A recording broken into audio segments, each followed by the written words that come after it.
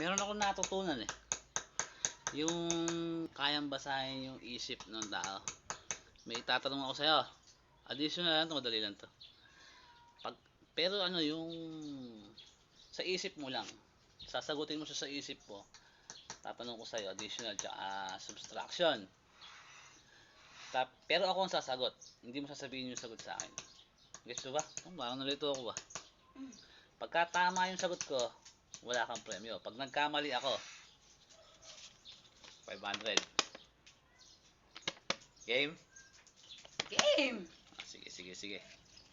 Isali na rin natin yung mga nanonood. Na, pagkamali ako, may 500. Pero pag tama yung sagot ko, sa akin na to.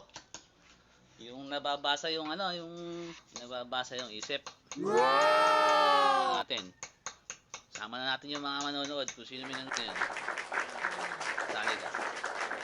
Mag-isip ka ng dalawang number na magkasunod. Huwag mo sasabihin sa akin, sa isip mo lang. Kaisip ka na. O, ikaw din nanonood. Isip ka ng dalawang number na magkasunod. For example, 99, 100, ganun. Basta magkasunod. Kaisip ka na.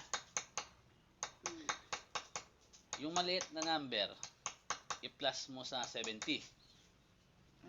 Yung maliit na number. Kunyari, naisip mo yung 99, 100. Yung 99, i-plus mo sa 70. Yung maliit. Gets mo na? Sige. Plus mo sa 70. Nasagot na. May sagot na. Okay.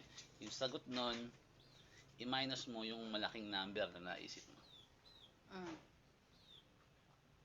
Nasagot na. Okay, tumingin ka sa mata ko. Tingin ka sa mata ko. Para malaman ko yung sagot. Parang bastos yung iniisip nyo ah.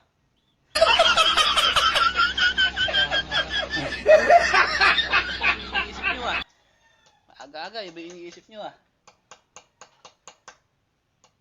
Ano talagang bastos nga talaga yung iniisip nyo. Ha? O ako lang nag-iisip nun. Ano nga talaga yun nga iniisip mo. Ano, tingin ka nga sa akin. Ano iniisip ko eh. Bihira kayo. 69. Ako, hindi ka, tama ako. Tama gulo ah. Tama nga. Tama. Kung ano iniisip nyo ha, wala kayo dyan.